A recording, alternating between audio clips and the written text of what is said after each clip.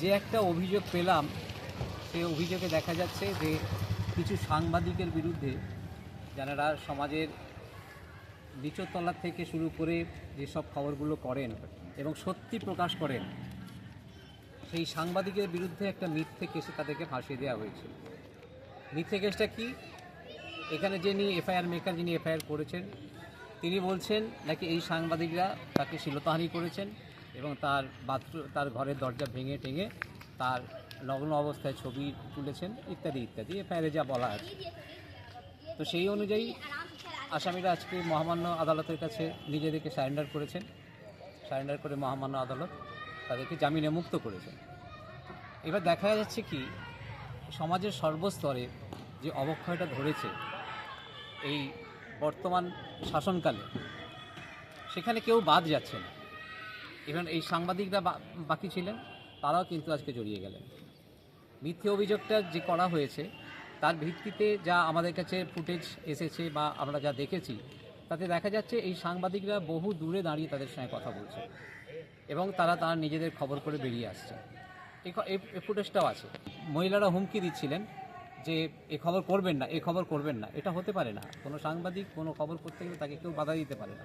পুলিশকে যেমন তার আইনের কাজ করতে গেলে যেমন কেউ বাধা দিতে পারে না, সাংবাদিকদের কেউ বাধা দিতে পারে না। তো তারা নিজেরা খবর করবেনই, সে সত্যি হোক বা পরবর্তীকালে যে মিথ্যা বেরোয় তখন সেটা পরের অ্যাকশান দেখা যায়। কিন্তু খবর করতে গিয়ে কেউ তাকে কোনোভাবে বাধা দিতে পারবেন না। এবার দেখা যাচ্ছে যে এই কমপ্লেন অনুযায়ী যে অভিযোগ আনা হয়েছে বা যে সেকশান এখানে আনা হয়েছে, সেই সেকশানের ভিত্তিতে এই অভিযোগটা ট্যাঁকেই না, এই অভিযোগটা এখানে দাঁড়াই না। পরবর্তীকালে দেখা যাবে যে এই আসামিরা তাদের বিরুদ্ধে কী ব্যবস্থা নেন কেসটা শেষ হওয়ার পর, কিংবা এখন ব্যবস্থা নেওয়া যেতে পারে। কিন্তু আমরা ওয়েট করি, দেখি লাস্টটা কী হয়, চার্জশিট। হ্যাঁ, হতে পারে কেঁচো খুঁড়তে গিয়ে কেউটে বেরিয়ে আসতে পারে, শুধু কেউটো নয়, অ্যানাকোন্ডাও বেরিয়ে আসতে পারে। কেঁচো খুঁড়তে গিয়ে শুধু কেউটো নয়, এটা তো স্বাভাবিক কথা। পরবর্তীকালে অ্যানাকোন্ডা বেরিয়ে আসতে পারে। সেই অ্যানাকোন্ডাদের পরিচয়টা কী হবে সমাজ যখন জানতে পারবেন, দেখবেন যে এখানে কিছু দুষ্কৃতী বলুন, কিছু 2 নম্বরই মানুষ বলুন, তারা নিজেদেরকে সমাজের খুব একটা ভালো জায়গায় সাজিয়ে গুছিয়ে রেখেছেন, অথচ দেখা যাচ্ছে তাদের পিছনে পুরোটাই কালো।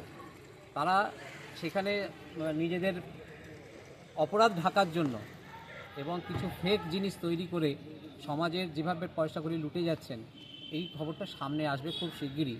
এবং এর সঙ্গে যেসব প্রশাসনিক স্তরে যেসব লোক জড়িয়ে আছেন তারাও সামনে আসবে, চিতিয়ে দাঁড়ায়।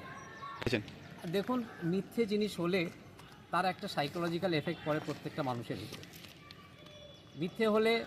মিথ্যে করে যদি আপনার বিরুদ্ধে আমি রটাই, দেখবেন পাশাপাশি লোক হাসতেই থাকবে।